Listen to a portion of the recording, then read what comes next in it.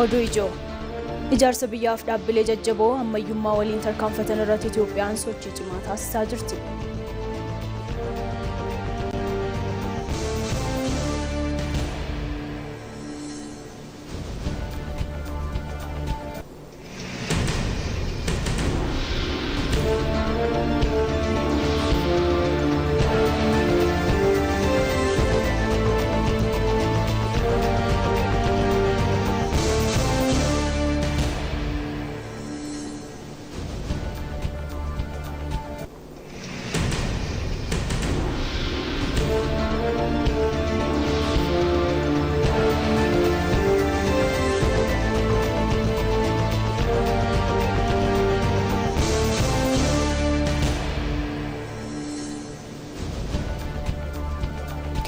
Jiraattonni godina Shawaa Kaabaa kaardii filannoo fudhachuun filannoo biyyaalessaa marsaa 7ffaa irratti hirmaachuuf qophaa'aa jirra jedhan.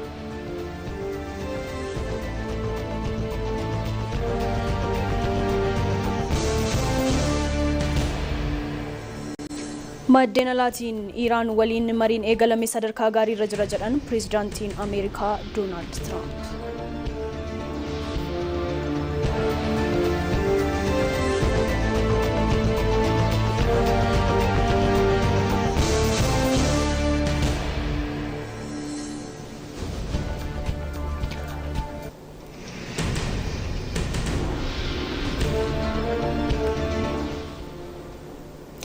Harka fuunee akka mul'atan kabajamtoota daawwattoota keenya guyyaa keessaa sa'aatiin 6 ta'eera. ITV Afaan Oromoo irraa odeeffannoo guyyaa kanaaf qabannee isinitti himna. Odeeffannoo isinitti himuun kan isin waliin turan Asaantii Asanii nu faana tura.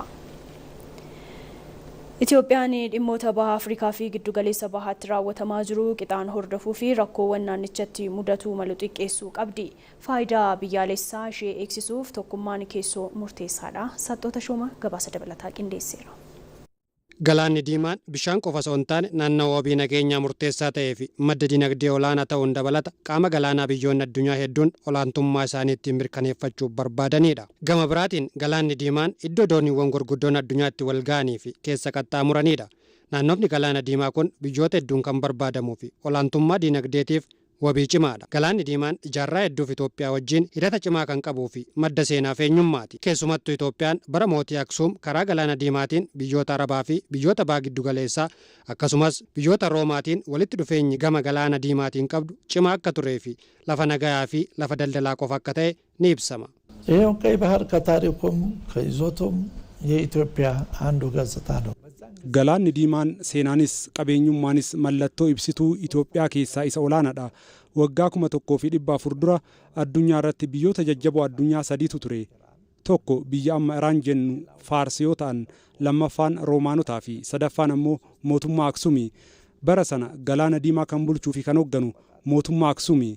Bara sanatti walitti bu'iinsi biyyootaa jiraatuu baatus walitti dhufeenyi gosaa yaaddessaan naannichatti yeroo uumamu Itoophiyaan hojii nageenyummaa buusuu keessatti shoorri taphatte olaanaa ture.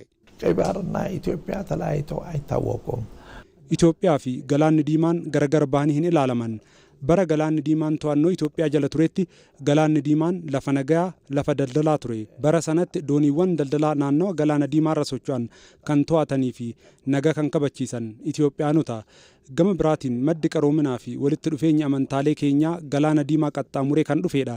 Akkasumas walitti dhufeenyi daldalaa keenyas Galaana Diimaan kan wal qabatudha.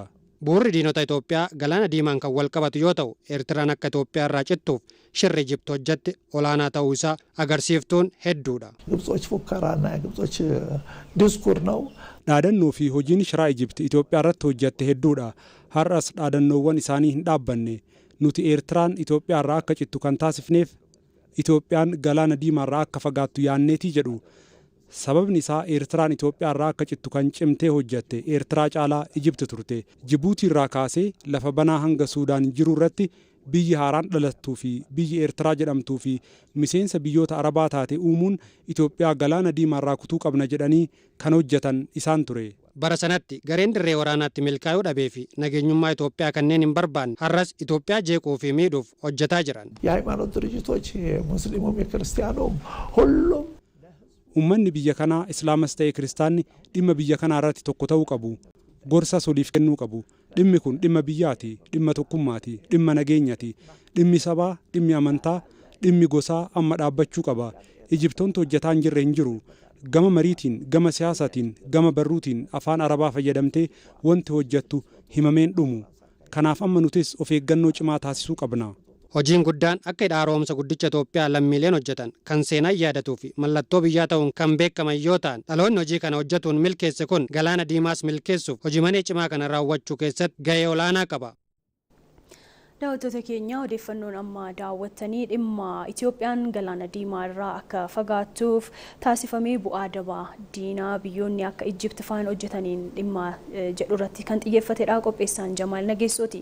Odeeffannoo kan biraatti yoo ceenu carraaqqii Itoophiyaan ulaa galaanaa argachuuf taasistuu fayyadamummaa waloo fi nageenya naannawaa mirkaneessuuf faayidaa olaanaa qaba. Carraaqqiin kun qaama dhimma birmadummaa biyyaa keessaa tokko yoo ta'u milkaa'ina isaaf hunduu tumsuu qabaan dhaamameera. Immabeetta Shoomeen. Itoophiyaan humna dhiibbaa uumuu naannoo baha Afrikaatti qabdu guddisuu fi guddina dinagdee baay'ina uummata ishee saffisaan guddachaa jiru ijaaruudhaa fi karra galaanaa qabaachuun dirqamadha. Kanaaf biyyattiin gaaffii kana irra deddeebiidhaan kaasaa kan jirtuu fi gaaffiin kunis gaaffii salphaa daldala qofaaf gaafatamu osoo hin taane gaaffii jabaa bilisummaa dinagdee biyyattii murteessuu fi nageenya biyyaalessaa biyyattii mirkaneessuuf danda'udha. Kana malees karra galaanaa argachuun Itoophiyaa walitti dhufeenyaa fi nageenya qaxanichaaf dhimma murteessaa ta'uu hayyoonni ni kaasu. Itoophiyaan gaaffii karra galaanaa kanas karaa nagaa fi mariitiin akka argattuuf irra deddeebiidhaan gaaffii dhiyeessaa jirti. በፍጹም የውጊያ መሻት የለንም። Nuti gonkumaa jaalala waraanaa hin qabnu karaa seeraa fi mariitiin furamuu ni danda'ama yaada jedhu qabna. Biyyoota hedduu hubachiisuuf yaalleerra. Dhimmi galaana diimaa argachuu Itoophiyaa kan hin hafne waan ta'eef dursa kan kenninuuf nagaa fi mariidhaan waan ta'eef maaloo nu araarsaa walii nu galchaa formaatatti kennaa jenneerra. Kana gaaffiin keenya. Akka biyya kamiituu gaaffii ulaa galaanaa argachuuf gaafachuu Itoophiyaan dhiheessite dhimma daldala ishee alatti ergituu fi baastu bilisummaan fayyadamuu fi hirkattummaa buufata galaanaa tokko irratti qabdu jalaa bahuudhaaf qabdu kan agarsiisudha. Kun ammoo afaan dippiloomaasiin dantaa biyyaalessaaf dursa kennuu jechuudha. Gama biraan ammoo karra galaanaa argachuun biyyattiif faayidaa dinagdee olaanaa qaba. Fakkeenyaaf hojii misooma buufataa karra galaanaa Itoophiyaan hojjettu biyyoonni ollaa ishee jiranis galii kanarraa akka argatan taasisuu danda'a jechuudha. Kana qofa miti ijaarsa buufata galaanaa wal qabatee ijaarsi bu'uuraalee misoomaa kanneen akka daandii baaburaa, daandii konkolaataa fi humna elektirikaa biyyoota naannichaa dinagdee walitti hidhuudhaa fi bu'aa bahiiwwan taasifamu hir'isuu keessattis shoora olaanaa qaba.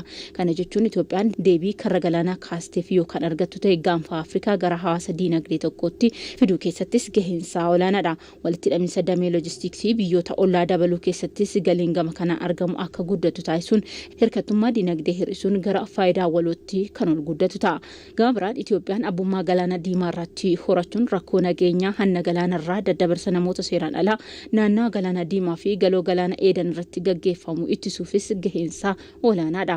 Biyyi humna galaanaa cimaa qabduu fi dinagdee tasgabbaa'aa ijaarratti naannicha keessatti argamu namuu biyyoota ollaafis gaachana nageenyaa cimaa akka taatu taasisa malee sodaa nageenyaa hin taatu. Kana malees adeemsi dippiloomaasii biyyattiin hordoftu tokko midhee kan fayyadu osoo hin taane hunduu qixa kan irraa fayyadamudha. Kanaaf damee daldalaan turizimii fi damee indaastirii naannichaa bakka gahumsa investimentii idila addunyaa gochuudhaafis ni danda'a. Waliigalaan gaaffiin karra galaanaa argachuuf Itoophiyaan kaastu daangaa biyyoota ollaa dhiibuuf osoo hin taane hiree uummata ishii dabalaa jiruu fi fedhii uummata biyyattii kan giddu galeeffatedha. Kanaaf gaaffiin kun karaa nagaa fi mariin xumuramuun gaanfa Afrikaaf boqonnaa guddinaa haaraa uumuu danda'a. Itoophiyaan dhimmoota baha Afrikaa fi giddugaleessa bahaatti raawwatamaa jiru qixaan hordofuu fi rakkoowwan naannichatti mudatu maluuf xiqqeessuu qabdi. Faayidaa biyyaalessaa ishee eegsisuuf tokkummaan keessoo murteessaadha. Saxxoota Shoomaa. Haalli siyaas dinagdee addunyaa yeroodhaa gara yerootti kan jijjiiramuuf tilmaamuufis kan nama rakkisu ta'uu hayyoonni damee nageenya fi tarsiimoo ni ibsu. Haalli siyaasa naannawaa Afrikaa bahaa fi waraanni giddugaleessa bahaa addunyaa raasaa jiru kanaaf agarsiistudha. Haala jijjiirama idil addunyaa kanaan Itoophiyaanis kallattiinis ta'ee al kallattiin sodaa fi carraa hedduu akka qabduu fi tarsiimoo haala nageenya jijjiiramaa jiru kana waliin ishee adeemsisuu danda'u akka ishee barbaachisu ibsameera. Haalli gaanfa Afrikaa haala amma jiru rakkoowwan gurguddaa hedduu qaba. Tokkoffaa walitti bu'iinsa hedduu jira. Naannoo Somaaliyaa biyyi Somaaliyaa akkuma beeknu biyya dadhabduu taatee egaa akka biyyaattu socho'uu dadhabdee waggoota dheeraa lakkoofsisteetti. Sudaan bakka lamatti wal qoodanii walaana Oroolee keessa jiru. Eertiraan sirna jedhamu bakka dandeenye irra jira. Kanatti dabalatee immoo humnoonni biraa terrorizimiin jira warri Middle East kun ana kas Saudi Turkey Qatar hundi isaanii harka ol guuranii dhufaniiru naannoo kanatti wal falmaa jiru biyyoonni gurguddaa jedhaman akkasumaan jiru kanaafuu dirree wal falmii keessoo wal falmii biyyoota gaddu galeessaa wal falmii biyyoota gurguddaa taatee jirti jechuudha kanaafuu haalli kun haala dantaa biyyoolessaa fi nageenya Itoophiyaatiif rakkoo mataasaa qabatee dhufa. Rakkoo kana irra aanuuf yookiin dandamachuuf dhimmoota faayidaa biyyaalessaa cimsan jabeessuun murteessaadha. Waliin dhaabbachuu, wal gorsuu, wal gargaaruu, amantaadhaan, sabaadhaan wal qooduu dhiisuu fala jirummoo rakkoo kanaan dura ture anseenaan katabames namoonni kataban haa ta'u irratti walii galle seenaa darbe jennee walamannee walirraa isa kan gaariis kan namaas wal dandeenyee darbu kan amma jirus jabeessuu fuula duraaf immoo kan dhufu waliin dhaabbachuu malee falli hin jiru kanaaf akka biyyaatti rakkoo biyya keessa jiru waliin dhaabbannee eeggachuu qabna kuni waliin akka nu taanaan abbaan fedhe balbala keenya banameetti dhufee nutti galuu danda'a. Uummanni sirna hin qabne biyya ta'uu hin danda'u faayidaa isaa eegsifachuu hin danda'u kanaafuu sirna qabaachuu qabna sirna humna waraanaa sirna poolisii sirna mootummaa qabaachuu qabna isammoo sirnaan naamusaan jijjiiruu qabna kanaafuu aadaa siyaasa keenya humna waraanaatirraa aadaa siyaasa keenya humnarraa gara mariif marabbaatti gara wal falmuutti jijjiiruu qabna. Biyyi uummata miiliyoona 100 fi miiliyoona 30 qabdu iddoo murteessaatti argamtu Itoophiyaan waan hundaan caaltee argamuu akka qabdu ogeeyyiin damichaa ibsaniiru. Furuudhaaf tokkoffaa cimanii argamuudha. Siyaasaan, guddinaan, dinagdeedhaan, hawaasummaadhaan humna eegsisuu humna nageenyaa ijaaruu irratti sirna dimokiraasii lafa qabsiisuu irratti guddinni amma jiru kun akka cimee adeemuu fi waliin dhaabbachuu. Raayyaa ittisa biyyaa cimaa ga'umsa qabu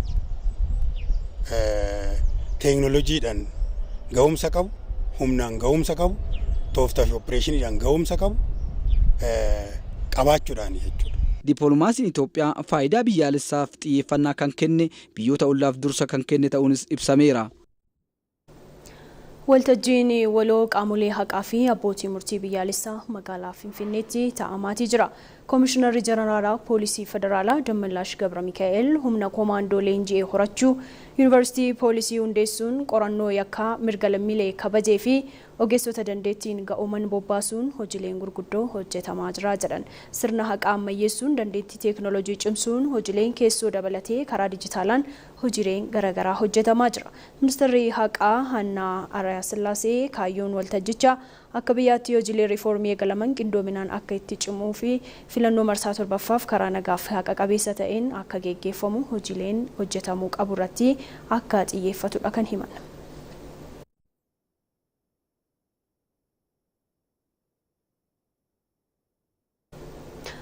Tole kabajamtoota daawwattoota keenya dhimma gara tamsaasa kallattiidhaan daawwattoonni keenya nu biraan riippoortaroonni keenya nu biraan gahanidha kan isinii dubbisee keessattuu egaa sirna haqaa ammayyeessuu wajjin wal qabatee waltajjiin dhimma kanarratti kaayeffatee taa'amaatii jira. Hawwii Taaffasammoo achitti argamti. Akka mooltee hawwi mee keessattuu sirna haqaa ammayyeessuu waliin wal qabatee akka dandeettiin teekinooloojii cimuun hojiileen garaagaraa akka hojjetaman maal faatu hojjetame kan jedhu nuuf kaasuu dandeessaa keessattuu kaayyoon waltajjichaa maal irratti xiyyeeffate kanarra.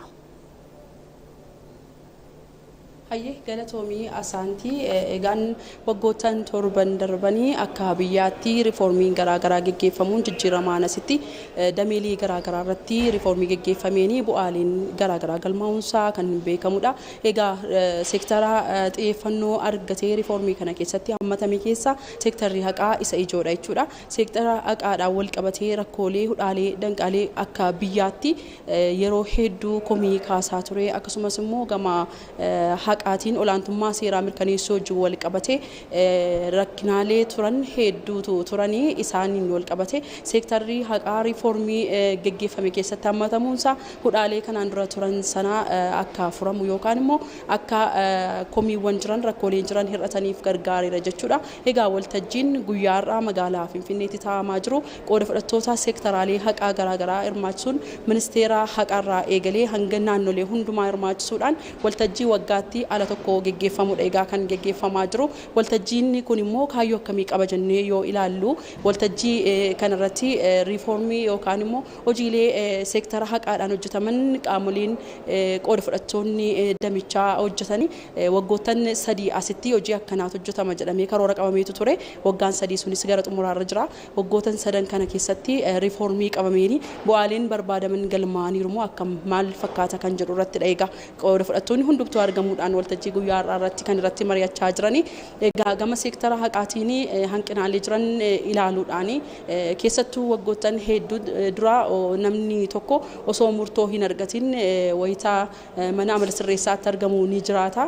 Inni hangaan qannasuusaadha. Egaa waltajjii kanarratti kan ibsame namni tokko yakka raawwateef yookaan immoo yoo shakkamaa ta'u sana booda haalli dhimmi isaa kun ilaalamee akka seera qabeessaan murtii argatee gara mana murtii federaalaatiin argatee akka adabbii sana fudhatee sirreeffamee ba'uu fi riiformiin geggeeffame kun shoora olaanaa taphachuudha. Egaa waltajjicha irratti kan kaafame. Waltajjii kanarratti ministeera haqaa dabalatee qooda fudhattoonni garaagaraa hirmaataniiru. Waltajjii kanarraa immoo maaltu eegama yoo jedhame waggoottan 3 darban hojiilee hojjetaman ilaaluun gamaggamuudhaan ammas waggoottan itti aananitti hojiilee gama seektaraalee haqaadhaan waloon hojjetamuu qabu irratti yaadoliin jiran dhiyaachuun irratti kan mari'atamu ta'a jechuudha. Egaa akkasumas immoo filannoo biyyaalessaa marsaa 7ffaa bara kana geggeeffamu wajjin wal qabate keessattuu seektaraalee haqaa poolisii federaalaarraa eegaluudhaan qooda fudhattoonni hundumtuu dhimmicha irratti xiyyeeffannoodhaan hojjechuun filannoon baranaa karaa naga qabeessaa fi karaa dimokiraatawaa ta'een akka geggeeffamuu fi qindoomni seektaraalee kun murteessaa waan ta'eef akkaataa kamiin filannoo baranaa milkeessuu dandeenya karaa nagaa ta'e akkamittiin akkaataatti geggeeffamuu danda'u kan jedhu irratti egaa kan mari'achaa jiranii. Waltajjiin kun amma har'a kan jalqabeedha. Borillee itti fufee kan mariin kun kan geggeeffamu ta'a. Bal'inaan immoo oduu keenya galgalaan qabanneen daawwattoota biraan kan geenyu ta'a saantii. Hayyee hawwii guyyaa gaarii siif haa ta'u. Kabajamtoota daawwattoota keenya odeeffannoo itti aanutti kan ceenu ta'a. Ijaarsa biyyaaf dhaabbilee jajjaboo ammayyummaa yeroo waliin tarkaanfatan irratti Itoophiyaan sochii cimaa taasisaatii jirti. Kana keessaa Inistituutiin hubannoo namtolchee sadarkaa Afrikaatti dursummaan kan eeramu keessaa isa tokko yoo ta'u, Siisaa Soorachaa immoo dabalata isaa akka taanutti qindeesseera. Ijaarsi biyya tokkoo ijaarsaa fi cimina dhaabbilee ishee irratti kan bu'uureffatedha. Biyyi dhaabbilee jajjaboo qabdu keessoon ishee jabaa dhagaamtummaan alatti qabdus olaanaadha. Itoophiyaan dhaabbilee ijaarsa biyyaatiif shoora baatan darbees maqaa gaarii sadarkaa idil addunyaatti ibsan kan qabdudha. Dhaabbileen kunniinis yeroo hundeeffamanitti sadarkaa kanaan nama hedduu biratti hin tilmaamamne. Dhaabbilee ijaarsa fi maqaa gaarii biyyattiif shoora baatan keessaa daandiin qilleensa Itoophiyaa waggoota 80 fi 90 yoo ijaaramu namoonni yeroo sana turan sadarkaa kanatti hin eegne ta'a. Har'a garuu Itoophiyaa bira darbee dhaabbata Afrikaan ittiin boontudha. Dhaabbilee akkasii teelee fudhachuu dandeessa, tajaajila poostaa fudhachuu dandeessa. Sana bira darbees dhaabbata tajaajila geejjiba galaanarraa Itoophiyaas ilaaluu dandeessa. Dhaabbata kana yoo fudhanne Afrikaarraa Itoophiyaatti aansee dhaabbata guddaa akkasii kan qabdu Ijipti. Ammatti buufata galaanaa osoo hin qabaatin Itoophiyaan dhaabbata guddaa akkasii qabaachuun ishee kan jalqabaa ishee taasisa. Kana yoo cimsaa deemne faayidaa biyyaa hedduu nuuf fiduu danda'a. ይህንን ማጠናከር ማሳደግ ከተቻለ ብዙ ጥቅም ሊያመጣልን ይችላል። Itoophiyaan guddina teekinooloojii amma saffisaan waliin tarkaanfachuudhaaf dhaabbata ishee dandeessisu sadarkaa Afrikaattis adda durummaadhaan eeramu hundeessitee jirti. Kunis dhaabbata ijaarsa biyyaatii fi birmadummaa odeeffannoo keessatti shoora olaanaa baatudha. Artificial Intelligence dhaabbata ijaarsa biyyaaf yeroon barbaadu Inistituutii hubannoo namtolchee Afrikaa irratti isa jalqabaa ta'e ijaarre. Amma immoo yuunivarsiitii isaa ijaaraa jirra. Kunis nuufis ta'ee Afrikaaf akka ta'utti hojjetamaa jira. Inni kunis bu'aa ijaarsa biyyaaf qabu akkuma daandii qilleensa Itoophiyaa fa'aa sana. Akkuma dhaabbilee buleeyyii sanaa oolee bulee faayidaan isaa mul'achaa deema. Yuunivarsiitiin isaas akkasuma. ውሎ ሲያድር ፋይዳው ልክ እንደነዚህ ተቋማት ኢምፓክቱ የሚታይ ይሆናል። ዩኒቨርሲቲውም እንደዚሁ። dhaabbileen jajjaboon yeroon barbaadu amma ijaarsi isaanii raawwatamaa jiran kunniin guddina biyyattii sadarkaa barbaadamutti saffisiisuudhaan biyya ijaarsi isheedhaa bu'uura cimaa irratti dhaabbate gochuudhaaf murteessoodha. Misoomni kooriidarii fi magaalomsuu Itoophiyaan hojiirra oolchaa jirtu bareedina magaalotaa jijjiiruun olitti jiruu fi jireenya lammiilee fooyyessuuf tarkaanfii fudhatame ta'uu tajaajilli koominikeeshinii mootummaa ibse.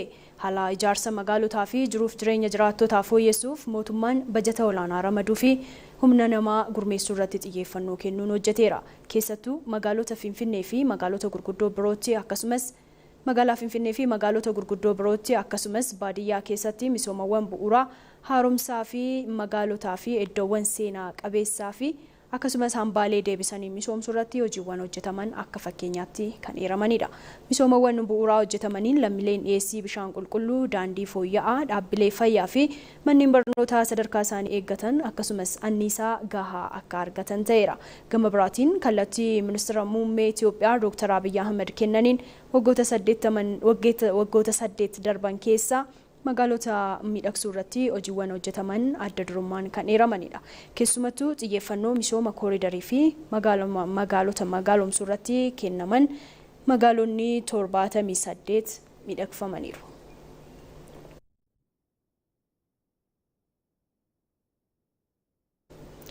Kantiibaan magaalaa Finfinnee Adaanech Abeebeen namoota 15,492 gargaartamummaarraa gara oomishtummaatti ceesisuun eebbisiifneerra jedhaniiti jiru. Finfinnee lammiilee rakkoo keessa turan gargaaramtummaarraa gara oomishtummaatti ceesisuun hojii qabatamaa hojjechuu dubbatan kantiibaa Adaanech Abeebee waggoottan 5 darban lammiileen 600 fi 95 seeftineetiin gargaaramaa turan gara oomishtummaatti ceesisuun bu'aa gaarii galmaa'uu ibsanii fuula miidiyaa hawaasummaa isaaniin bara 2014 eegalee dargaggoota eebbifaman 8,825 dabalatee lammiilee 49,000 ol hojii dhabdummaa fi gargaaramtummaa keessaa bahuun gara oomishtummaatti ce'uu kaasaniiru.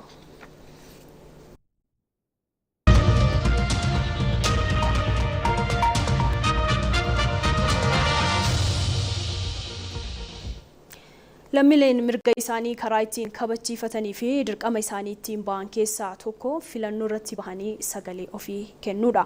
Sagalee ofii kennuu dhiisuun hiree ofii nama biraaf dabarsanii kennuurraa adda ba'ee hin ilaalamu. Sagaleen koo tokkittiin maal fiddi jedhanii dhiisuun adeemsa dimookiraasii fi siyaasa biyyaa irrattis danqaa ta'a. Ababaayyoo Kafanii bal'ina isaa qindeesseera.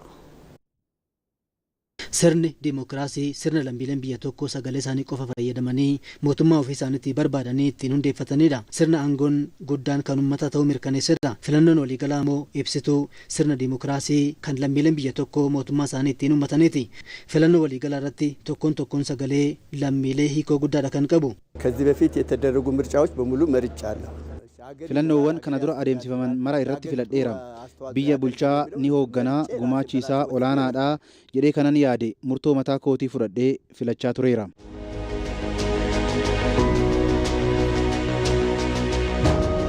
Karaalee lammiileen mirga isaanii ittiin kabachiisanii fi dirqama isaanii ittiin baatanii keessaas tokko filannoo waliigalaati.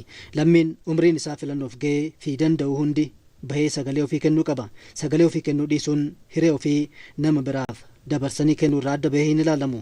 ከዚህ በፊት ምርጫው መርጫ አላውቅም። Kana dura filadhee hin beeku. Hiikkan isaa hangas maranaaf hin galu ture. Filannoo waliigalaa kana irratti filachuuf garuu kaardii filannoo fudhee qophaa'een jira.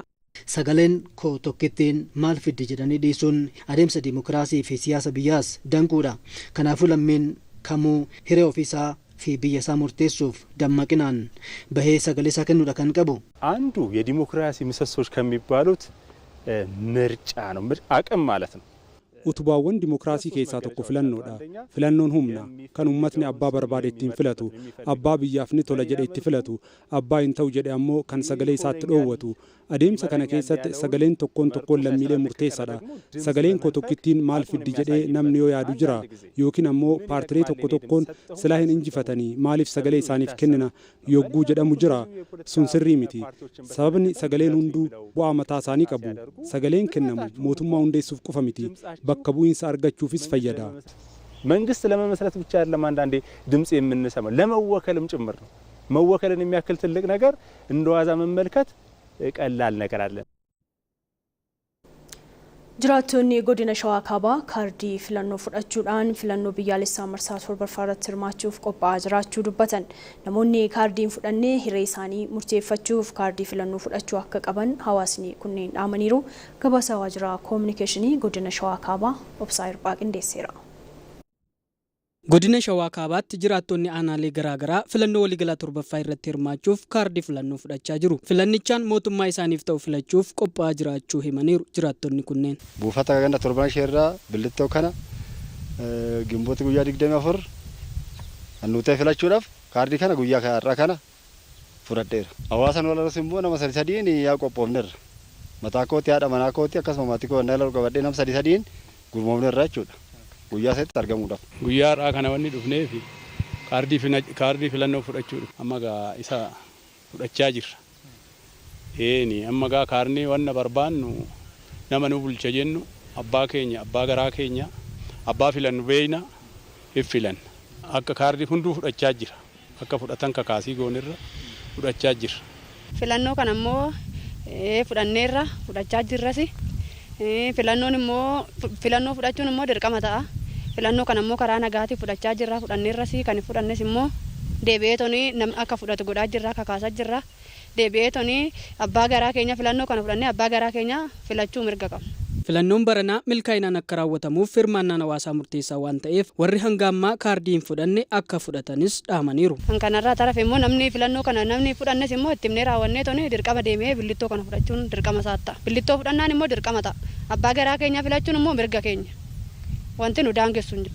Namoonni umurii waggaa 18 ol kan ta'e immoo itti himamee raawwateetoni dirqama bilittoo kana fudhachuun dirqama isaa ta'a. Hiree ofii baachuu qaba qooda isaa bahuu qaba. Yaadni qabu kana namoonni jiranis immoo bilattoo kana akka fudhatan ibsa godhaafii jirra jechuudha. Filannichi karaa nagaa haqaa fi dimokiraatawaa ta'een akka raawwatamuuf gahee isaanii kan ba'an ta'uu jiraattonni kunneen himaniiru.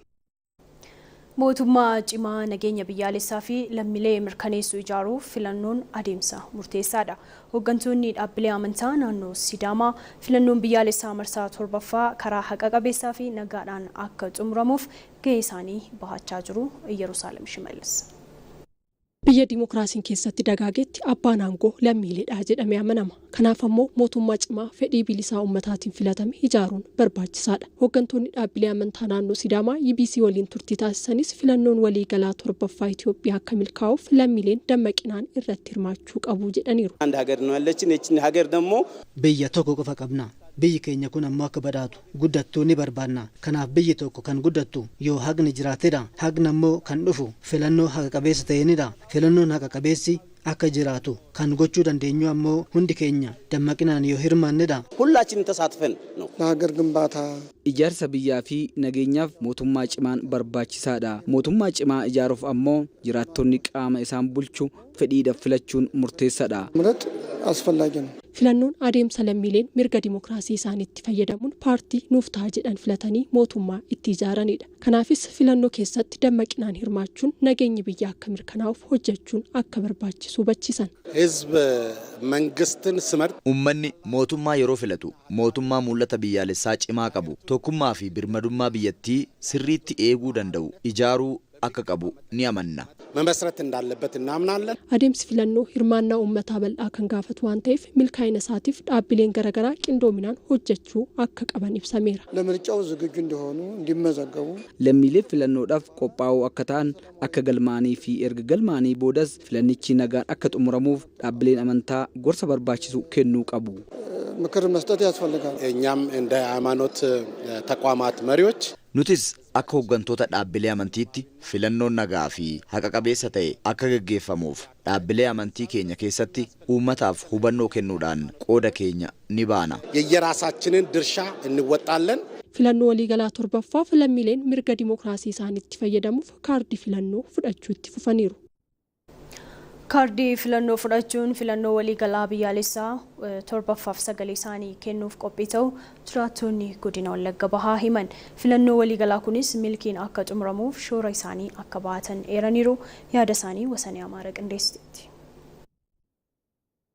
Anuma kan duraatti isuma namni filateen gaggeeffamaa ture madafii kootii filadheelleen beeku barana garuu kunoo umuriin koo ga'ee kaardii filannoo fudhadheen jira. filachuudhaaf qophaa'ee jira jechuudha. Kanaan dura filadhee muuxannoo hin qabu. Amma garuu reefuun kaardii filannoo harkaan qabadhee jira. Kanaaf filannoon kun haala nagaa fi haala tasgabbiitiin akka raawwatamu hawwii kooti jechuudha. በአሁኑ ሰዓት ለምርጫ ዝግጁ ሆኜ ነው ያለሁት። yeroo ammaa kana filannoof qophaa'ee jira. Kana dura marsaa 6 darban hunda filadheera. Ammas filannoo waliigalaa 7ffaa kana irratti filachuuf qophaa'ee jira. Naaf ta'a, biyya kiyyaaf gaariidha. Mootummaas naaf ta'a jedhee kan yaaduu fi badhaadhina biyyaaf waan fooyya'aa ni fida jedhee kan yaadu filachuuf qophiidha. ለምርጫ ተዘጋጅቻለሁ። Kanaan dura filannoo hirmaadhee hin beeku. Sababni isaa umuriin koo kanaan dura sababii hin geenyee fi hirmaadhee hin beeku. Barana immoo umuriin koo ga'ee kaardii filannoos fudhadheera jechuudha. Guyyaa gaafa filannoo sanaaf bariidhaan ba'ee sagalee koo dhageessifachuudhaaf paartii naaf ta'a jedhee yaadu filachuudhaa fi qophiirra jiraachuudha. እንደ አንድ ሃይማኖት አባት እኛ የምናደርገው ህዝቡ akka abbaa amantaa tokkootti nuti kan goonu hawaasni ofitti amanummaan anaaf naa ta'a biyya kana naa ceesa jedhu filachuu akka qaban gorsina. Anis akka nama dhuunfaa tokkootti kanaan dura filachaan ture. Ammas mootummaa anaafis ta'ee biyya koof ni deeggara jedhee yaadu filachuuf qophaa'ee jira. በሰላም ሆኜ ለኔ ይሆናል ለሀገርም ይሆናል ብዬ የማስበውን ለመምረጥ ተዘጋጅቼ ነው ያለሁት።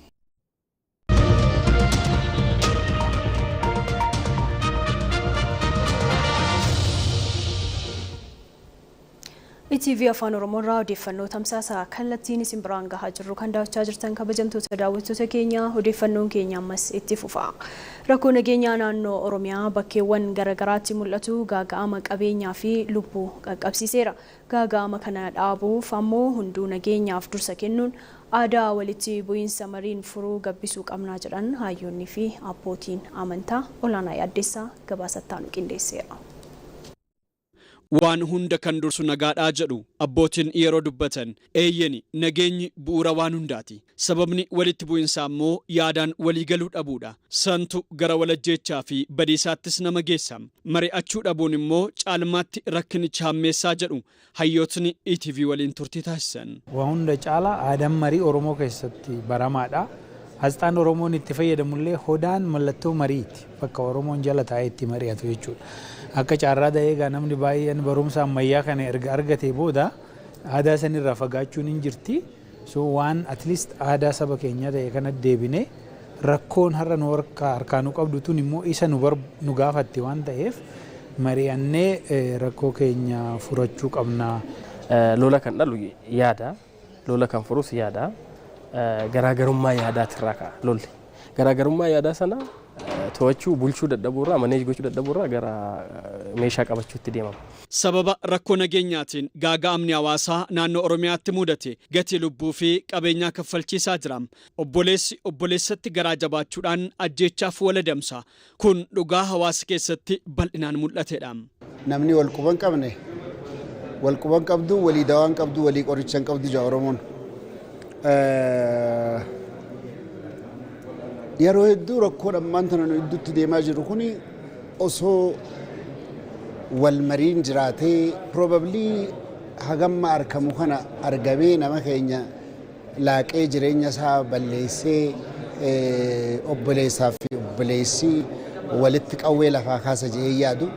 Nagaa dhabuun saba keenya boo'icha dhaquu dhowwe walowwaaluu dadhabuu fide barachuu horii horachuu biyya keessa jaarsi taa'ee arriidhaan nama eebbisuu dhabuu fide dargaggeessi guddatee lafa ulfinaa ga'uu dhabuu fide.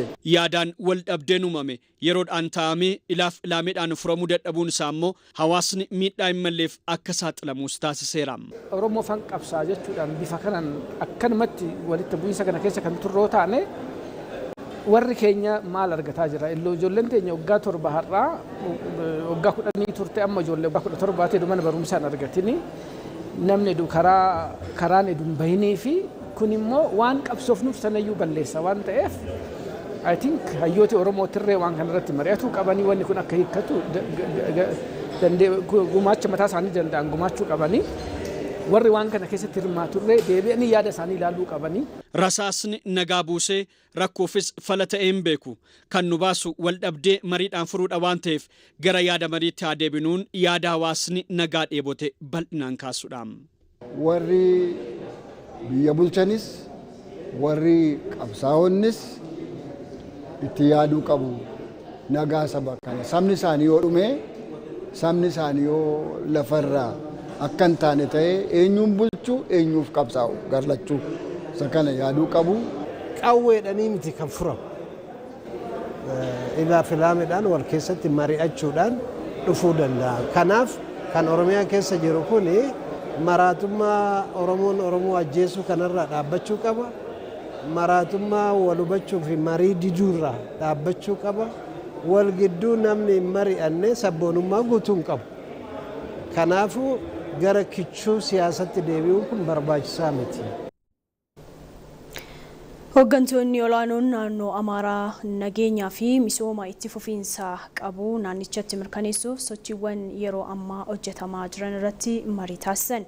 Itti gaafatamaan waajjira paartii badhaadhinaa damee naannoo Amaaraa Yirgaa Siisaay naannichi nageenya waaraa fi guutuu ta'etti akka ce'uuf tattaaffiin taasifamaa jira jedhan. Hojii nageenya buusuu hojii misoomaa waliin qindoominaan hojjechuun fayyadamummaa uummataa mirkaneessuun barbaachisaadha jedhan.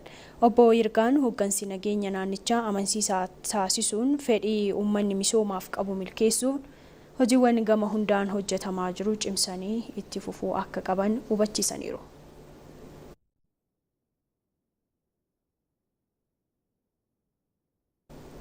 Ayyaanni Shawaaliid karaa duudhaa amantichaa caalaatti cimsuu danda'uun kabajamaa jiraachuu pireezidaantiin naannoo Hararii Ordiin Badrii himan.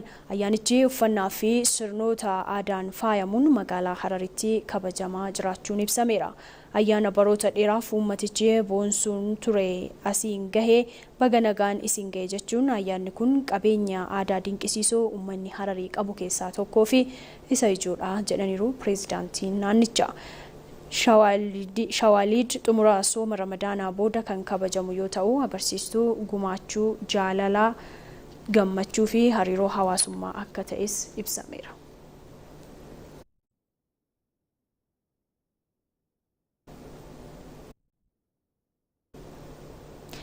Odeeffannoo Baargamaatti argannetti ceena. Yaa'iin dhaabbata daldala addunyaa 14ffaan Kaameroon magaalaa Yaawundeetti taa'amu eegale.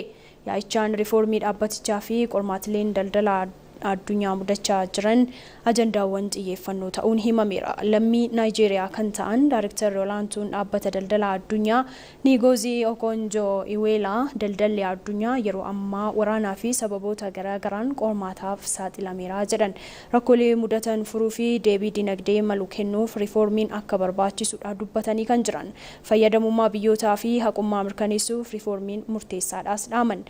Biyyoonni Afrikaas sagantaa riifoormii gaggeeffamu irraa fayyadamoo ta'uuf oomishaalee isaaniitti sona dabaluun akka xiyyeeffatan dhaamaniiti jiru.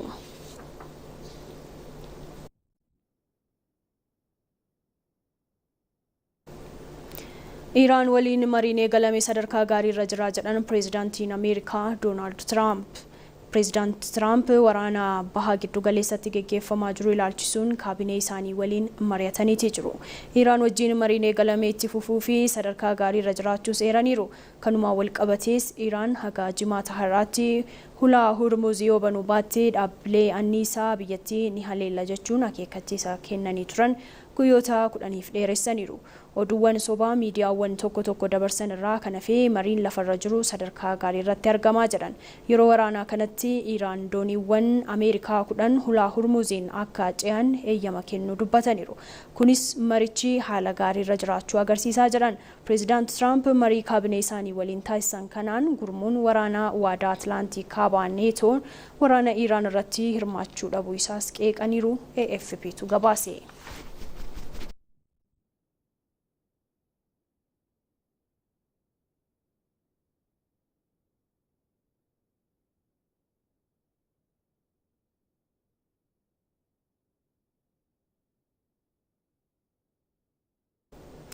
Odeeffannoo ispoortii qabannee isinitti himna. Waldorgommiin ispoortii aartii sarkasii Oromiyaa tokkoffaan magaalaa Adaamaatti dorgomamaa jira.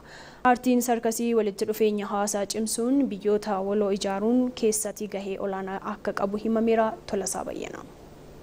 Waldorgommii ispoortii aartii fi sarkasii Oromiyaa tokkoffaa magaalaa Adaamaatti dorgomamuu jalqabe kanarratti magaalonni fi godinoonni naannichaa irratti hirmaachaa jiru. Dorgommiin kun ergaa aartiin sarkasii milkaa'ina haaromsa aadaaf jedhuun dorgomamaa jira. Aartiin walitti dhufeenya hawaasaa cimsuun biyya waloo ijaaruu keessatti gahee olaanaa kan qabu ta'uu fi aarticha guddisuuf akka hojjetamu saganticha irratti himameera. ዛሬ ፌስቲቫል ሆኖ ውድድር የተጀመረለት የሰርከስ ጥበብ በሀገራችን በክቡር ጠቅላይ ሚኒስትር ዶክተር አብይ አህመድ ወጣኒነት ጀልቀቢ ሚኒስትር ሙሜ ኬኛ ዶክተር አብይ አህመድን አርቲን ሰርከሲ ሀርአ ድርጎሚን ኢሳ ጀልቀበሚ ኩኒ biyya keenya akka mul'isu ta'ee qophiiwwan hunda irratti bakka guddaa akka qabaatu taasifameera. Kuni waa malee miti. Sarkasiin aartiidha. Sarkasiin namoonni fi sammuun walitti hidhamuu isaanii aartii agarsiisudha.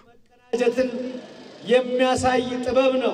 Dorgommiin aartii sarkasii Oromiyaa jalqabaa kun qindeessummaa biiroo aadaa fi turizimii fi biiroo dargaggoo fi ispoortiin qophaa'e. Aartiin sarkasii mul'istuu eenyummaa irra dabrees guddina dinagdeef gahee qabaa jedhameera. Akademii turizimiittis agarsiisni kun daawwattoota biyya keessaa fi alaa hedduu hawwachuu kan danda'u foreign currency biyya keenyaa dabaluu irrattis gahee guddaa kan taphatu.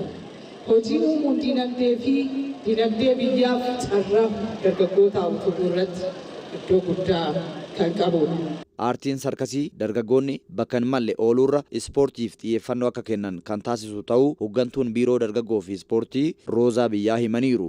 Hojiin aartii sarkasii karaa saayinsaawaa ta'ee leenjiin barbaachisu akka kennamu meeshaalee aartii kanaaf barbaachisu akka guutamu dargaggeessi kee daa'imman guddattoonni hojii kana keessatti aartii kana keessatti cimanii hirmaannaa akka babal'isan akkasumas aartiin kun aadaa uummata keenya uummata Oromoo karaa calaqqisiisuu danda'u aartistoota aadaa keenya agarsiisuu danda'an hojjechuun qaama haaromsa aadaa ta'ee akka tajaajiluuf cimnee kan hojjennu ta'uu ibsa.